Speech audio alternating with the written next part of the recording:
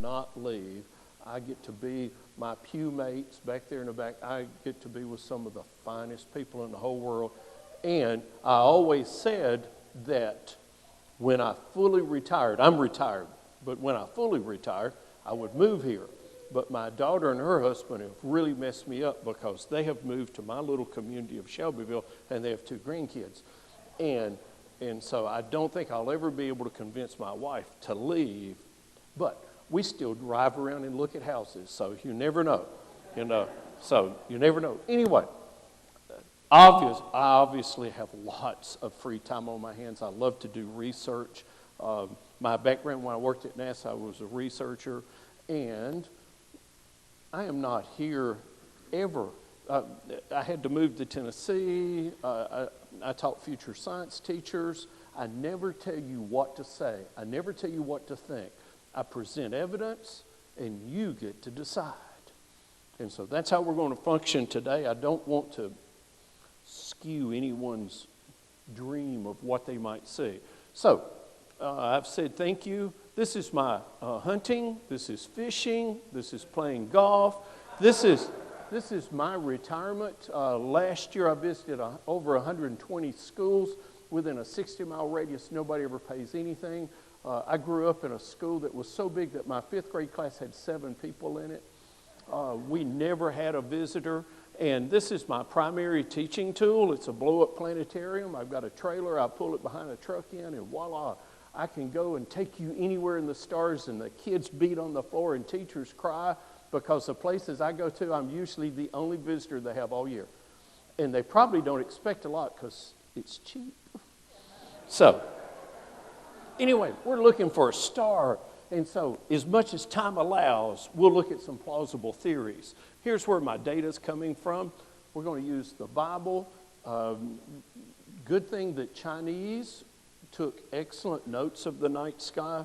Writings from the Roman Empire, Marco Polo and his travels.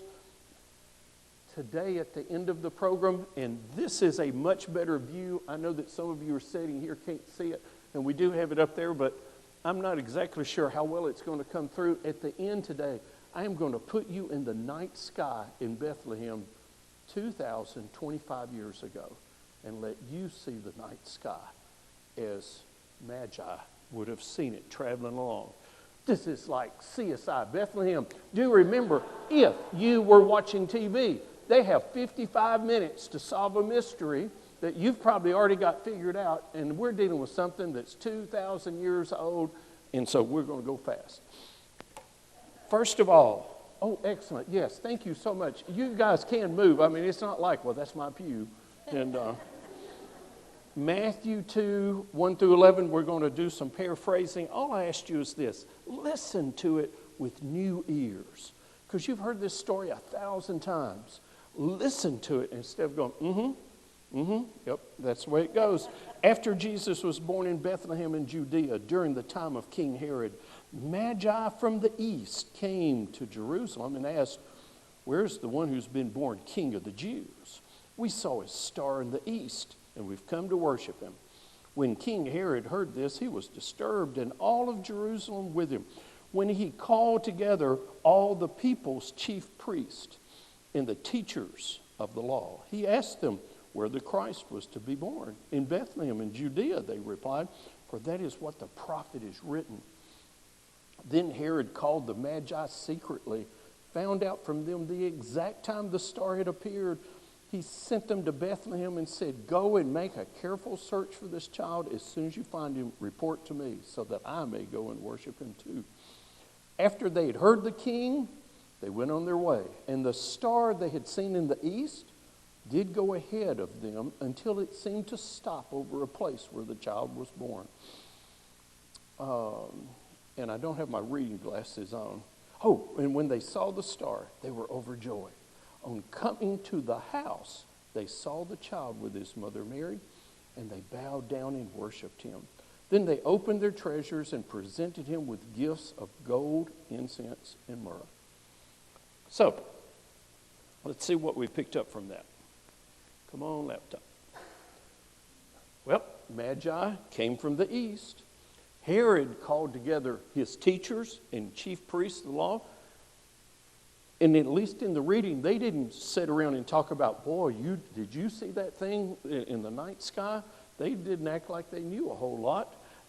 The Magi left Herod, and they continued to see something, and the object seemed to stop or move very slowly. So, to determine what we're looking for, we need to establish about 3 things. One is that we need some kind of time frame. 2, I want you to know some things about the people that are involved. 3, we need to look at some possible events that took place in the night sky. So let's start with our time frame. Flavius Josephus. What a terrible name to have to spell in kindergarten. He was, as I said in the last group, he was a modern day blogger. If he was around today, you would pull up his webpage and see what he had to say about Washington, because he constantly wrote about the happenings in the Roman Empire. He was well connected, and a lot of what we know about the Roman Empire is because of this guy right here. Now, he reported that Herod died right after a lunar eclipse and was buried a few days before Passover. I can tell you exactly when that was. March 13, 4 BC. Because the planets, the moon, the stars, they all move in clockwork precision. So if you have a clock, you can run it backwards. And so, easy to nail down the death of Herod. Who were the wise men? Now this is for the children. Young people, how many wise men were there? How many? How many? 3. We have just proven what these adults, it happens to them all the time. Exactly what a politician hopes will happen to you. That we will tell you something and you will believe it. I did say that there were 3 wise men. I said Magi. That's all. But the song sounded good. And so you sing it enough, it's like there are 3. You laugh, but that's exactly what every politician's hoping you'll do. Tell them often enough, they'll get it. The first time we hear of Magi, it's an Old Testament. Daniel was called a Magi. He was not a traditional Magi. Most Magi were teachers, master teachers in mathematics, astronomy, and important to our story, astrology. And so I told the other group, they were very educated. They might have even known that, well, if that planet is in the constellation Orion, we say it means X, but you know there's nothing to that. But they got paid to be able to predict the future. And so you sure did want to go, I'm really, this is just kind of made up. But so you got to sell it. And sure enough, usually those events happen then. If I tell John, boy, you're going to have a bad week, you're probably going to have a bad week because you're going around going, oh, it's going to be a bad week. And pretty soon it's like he knew what he was talking about. The Magi, the majority of Magi, teachers, resided in Persia. Persia was the place to study. It was like Oxford. It was like going to an Ivy League school, which is really kind of strange because today they have no education institutions hardly at all, because Persia today is Iran. And so it shows that you can be the best and allow your community to drive you to nothing. But anyway, they studied the stars, but they pursued the belief that stars and constellations had influence. Now, I love Magi, so I'm sorry, you're getting a big dose of Magi. See, they were teachers. I love teachers. Nobody in this whole planet is more put down than teachers, because you are held to a higher standard. You're not treated like professionals, and all the woes that take place in classrooms, they're your fault. Oh, you laugh? All you got to do is watch the news. So's teachers. If you only made them teach cursive writing, all these problems would go away. There is some evidence that the Magi that we are looking for came from Saba, Persia. Sam Walton's relatives of Walmart. His name was Marco Polo. I see that look. Marco Polo ran a Walmart. His family ran a Walmart. They sold things. And the father sent the son, Marco, on a trip to Asia. And he said, look for unique things. Look for things to buy, unique, and see if you can find the stuff we have cheaper. And he ended up going to China.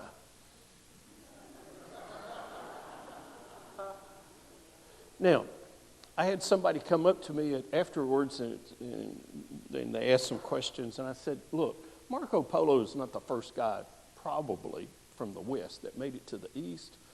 He is the first one who wrote about it.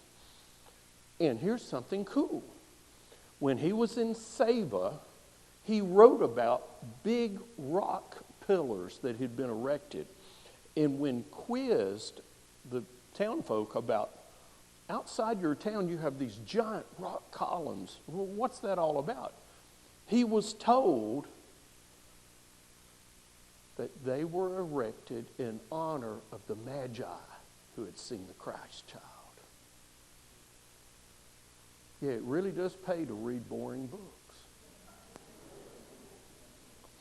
Saba, they were truly the Mecca if you like the stuff I like.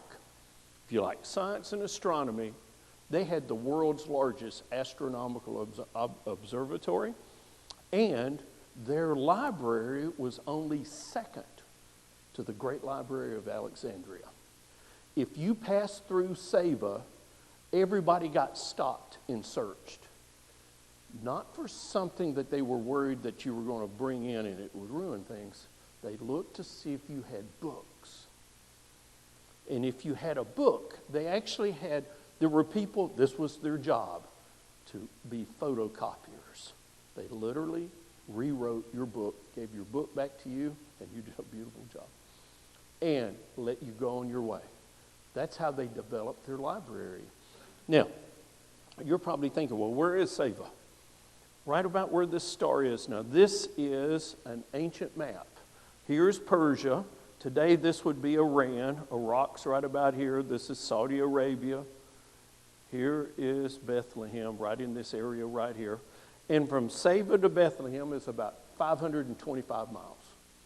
So, you know, longer than you might want to ride your bicycle. But if I gave you 5 or 6 weeks to travel that far, you'd be okay. Teacher's Rock, so I've got to go just a little bit further of Magi. I don't want to shatter any stereotypes, but the Magi did not ride camels. Now, that doesn't keep you from enjoying a Christmas card, but for the rest of your life, I will be with you. Because every time, I kid you not, that's the power of a teacher. Every time you look at a Christmas card, you'll go, that's sort of right. Camels were there, but camels were pickup trucks. Now, not nice pickup trucks, like trucks in the 50s. Trucks. Staff rode camels. Magi, they just knew how to treat a teacher. When you got hired, you were given staff that stayed with you until you passed away. You were given a Lexus. Horses of the Magi, who you can trace the lineage to Arabian horses today. They rode Lexus. You rode a Lexus. We gave you a Lexus just when you were hired. You're that good. You're that important. Yes. And teachers would love this. They were the highest paid people in the land. We knew what was important 2,000 years ago. And it wasn't, and it could have been 3 wise men. We don't know. But it wasn't 3 lone camels. there would have been 3 horses, a flock of camels, because usually they were assigned about a dozen people. Unfortunately, they were slaves, but you were assigned about 12 slaves when you were hired, and they did all of your bidding so that you could spend your time doing research. So, and they were respected. They were powerful. They knew how to treat a teacher. I'm off on teachers right now, but those of you who don't like teachers, I'm sorry. Think, Herod was a nut job. He killed his own people. His own family members. Magi just walked in one day and said, hey, where's the new king? We saw his sign. Well, Herod probably went ballistic. Didn't bother them that much. You can't scare a teacher. So, why did Magi see things that maybe other people didn't see? Well, I think it's because the Jewish community was focused on the lunar calendar. Now, most of you probably noticed, if you were outside last night, you might have noticed the moon, and you might have thought, boy, the moon's pretty big. But if I said, when's the next full moon? The majority of you'd go, I don't know. And it's a great full moon. It's called the cold full moon. The Native Americans called it the cold full moon. And it's 4 days away. But most of you go, there's a moon. That's about what you know. You're still under the influence of the Jewish lunar calendar. We pay a lot of attention to it. Easter. Think about it. Children would croak if Christmas was tied up like this. Easter is what? The first Sunday after the first full moon after the spring equinox. That's the reason it flops all over the place. And Christmas would be a disaster because every year it'd be like, when's Christmas? Well, we've got to wait for a full moon. Then we've got to wait on a Sunday. And, and kids would be going, oh, this is terrible. Santa will never know when to come. The Magi knew the stars in the night sky and the constellations. They paid attention to small details. So looking for a sign in the sky. The only thing we need to work to agree on is a window of time. And so since I think Herod died about 4 BC based on research, I'm going to use a 5-year window that's about 8 BC through about 3 BC. And so here's our first object. It could have been a comet. And that's a real picture, by the way. I had somebody at the last group that came up and they said, now those pictures really weren't real, were they? Even though I said they were real. They were real. This picture was taken in 1996. It's the comet. It's got the coolest name of all, Hakitaki. Mr. Hakitaki discovered it. So if you discover a comet, you get to name it. So someday when there's a comet Hicks, you'll go, we know that guy. He's nuts. This is a time exposure, so it didn't really look this big in the night sky. But you don't notice things because there's so much light pollution. But you would notice this. Just you would notice this. There's a problem. Well, looking at comets, Halley's Comet would have whizzed through about 12 BC, which is a little outside our window, but there are 2 that fit our time window. But here's the problem with the comet. In ancient history, they were always the portents of something bad. Even the word disaster has to do with a comet. Now, I know that some of you watched probably Alabama football, and toward the end, and I don't keep up with football very well, but you said, oh, Nick Saban, this is a disaster, because we didn't win as many games as we should have. You were really saying, those of you that skip Latin, dis is bad, aster is star. The word disaster means bad star. So the next time you go, our house is a disaster, you're really saying our house is a bad star. Nick Saban was a disaster. You're saying he was under the influence of a bad star. And this is what one looks like. It's a bad star. Probably, this is not the coolest thing to be associated with when you were born. A supernova. That would be so cool in the night sky. The last naked eye observation of a supernova was this one right here. And this is a telescopic view of it. It's called the Crab Nebula. It was in the year 1054. Chinese astronomers just wrote crazy about it because they didn't know what it was. All of a sudden, this star got super bright in the night sky. It was so bright they could see it in the daytime as a dot for about 32 days. And there is a star called Betelgeuse that is in the shoulder of Orion that's at the end of its life, and it could go supernova tonight, and it could be 1,000 years from now. You may live to see another supernova explosion. But anyway, there's none around the time frame we're looking at, within hundreds of years. Planetary conjunctions, my friends. Cool things, but you had to notice. You got to notice. And so I'm going to show you a couple of planetary conjunctions. The only problem with them is that they usually only last. Planetary conjunctions where planets get real close to each other and they look like a single dot and they're really bright. But they usually just pass by one night, and then they're not this thing that sticks together. Here's one. This is from where I worked in Chile. I'm the education ambassador to Chile right now, and so I've been working at some of the world's greatest observatories. And this is from May the 11th, 2013. You would have probably noticed this. This really stood out. I mean, boy, that was a bright planetary conjunction. It was only that close one day.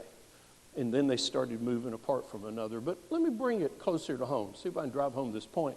You can barely make this one out, and you can't see them in this screen, but if you've got eyes up here, you can see 3 dots. That was taken, I was at the Research Park Loop in Huntsville. And with the other group, I just laughed. I said, it was so funny. I'm out there. This is a cell phone. This is just taken with a cell phone. But I'm out here, and all these joggers and bike riders are going by because it's nice and hot. It's in May. And I'm up here like this trying to hold it real still so that I'll have dots instead of big squiggly lines. And it was so funny because joggers would go by. And, of course, here I am. And they would stop, and they kind of look at you. And then they look out. They didn't see anything. And they would go, what are you taking a picture of? And I go, oh, it's so cool. It's a planetary conjunction. It's Venus, Jupiter, Mercury. This doesn't happen very often. And they look. They kind of look at you, and then they jog on by. And wouldn't be long. Here comes somebody else, And so I stayed there to sunset. And it was so funny because people, they look at the direction you're pointing your camera. And it's like, what's there? You see, even when pointed out, those people couldn't see it. But yet those of us that were knowledgeable knew that it was a grand event. Now, I'm going to show you a planetary conjunction in just a second, but you got to keep in mind one more thing. Constellations are important. The Magi assumed, or at least they portrayed, that certain things happening in certain constellations had an influence on you. And so I always asked, what's on your car? If you drive a Subaru, you have the Pleiades in the front of your car. And in Japan, now, 7 sisters here, it's the 7 sisters. In Japan, it represents the 7 pillars of strength. And of course, if you got a car, saying we are 7 times strong is a pretty good thing to say. And most of you are going Subaru. I thought they were just dots. But some of you have seen fish symbols on the backs of cars. And every now and then I'll needle the people. I go, oh, wow, you got a symbol. What's that all about? And usually they go, it means I'm a Christian. I go, yeah, what's that fish about? And they usually say something like, oh, there were 2 fishes. Jesus fed the 5,000 with. I got one of them on the back of my car. And I go, oh, so sad. Need to turn the TV off. 500 years before the birth of Christ, Magi associated Pisces with the Jewish people. Christians came along, they said, we like that, we'll take it too. And so that's where the fish came about. there was a conjunction, a planetary conjunction, that took place in the year 5 BC. It did not last for a day. It did not last for a week. It did not last for a month. It lasted for almost an entire year. And it was in the constellation Pisces, the fish. I would like to put you in the night sky. So let's go to Bethlehem. Now, I've just done screen captures. I hope that you can see the screen in front because it'll be the only one that's probably bright enough to show you this. But here is the horizon. Now, this is my astronomical software. Again, you just dial in the time. I can tell you what it looked like the night you were born, and your father's probably thinking, oh, what have we done? I can show you the night Abraham Lincoln was killed. It doesn't make any difference because things move like clockwork. And it is kind of bright in here, but there's a horizon right here. Here's the E for east, and what is rising at 2 o'clock in the morning? This is 2 a.m., by the way. And I know some of you are thinking, well, that's awful late to travel. Remember, your camels and Lexus horses did not have AC. When you traveled in a hot area, you traveled at night, and you slept during the day. So, 2 o'clock in the morning, now you're not traveling yet. You're just a magi. You're just observed this, and we'll see if we can't bring it up. There is Pisces the fish. There's my really bright planetary conjunction. And you and I would be talking about it because we're both magi and go, did you see it? You know, it didn't last a day. It lasted night after night after night. And you and I would have gone, and it's in Pisces too. Now, would most people notice this? I don't know. But in June, it's a little higher up in the sky. And it's still in Pisces. And in July, it's higher yet. And in August, it's really hanging in there.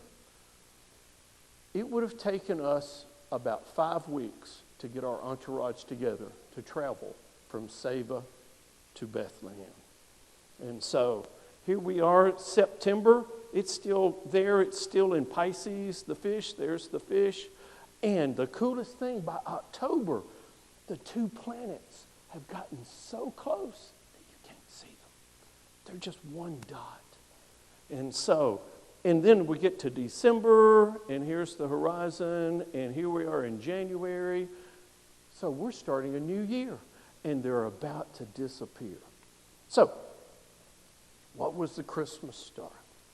Well, might have been a comet, might have been a supernova, might have been a planetary conjunction, or it could be just a simple miracle. That's all. Now, if you pay attention to the night sky, this is a stressful time of year. When I was here in July, you guys were thinking about summer stuff. But now it's stressful because can you do all the shopping? Does everybody have what they want? Do I have enough money to pay for it? If you pay attention to the night sky, you will have some perspective. Now, when I was here in July, I took those of you that were here all the way out to the edge of the known universe with a picture called the Hubble Deep Field. Today, we're just staying local. We're going to stay in the hood. Here is the Milky Way.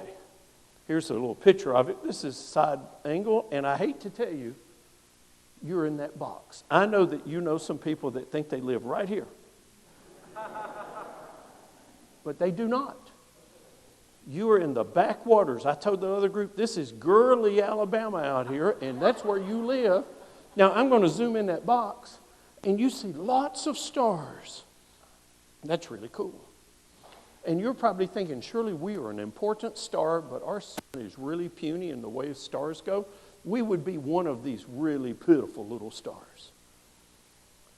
We're going to zoom in here. We got to get closer to home, and I'm going to give you the greatest selfie of all time. You're in it. You didn't even know I took it. Actually, I didn't take it. You can barely make it out. When we launched Voyager in 1977, it traveled through the planets. First time we ever got to see planets up close really well. And here's the coolest part. Carl Sagan was part of the imaging team, and when it left the orbit of Neptune, they did a 180 and took a picture of you. You are in that photo in a sunbeam. You can almost make it out up there. When I was a little kid at a little country church, we used to sing a song, I'm a little sunbeam, and I told the other group, I don't remember asking so many questions, but I know I asked a lot of questions. And I remember asking my Sunday school teacher, Miss Landers, Lily Landers. I don't even remember asking her once, what's a sunbeam? But I must have asked more than that because I remember her answer was sit down, shut up, and just sing the song. So, obviously, I asked more than once. Folks, every war that's ever been fought, somebody fought over 4 pixels from just being out in the edge of the neighborhood. That is your perspective. Yet you are still so important that God Almighty knows the numbers of hairs on your head. And some of us cut him some slack. And so that is the greatest photo of all time. You're in it. So all I can say is I hope that you have a wonderful Christmas. And thank you for being such good listeners.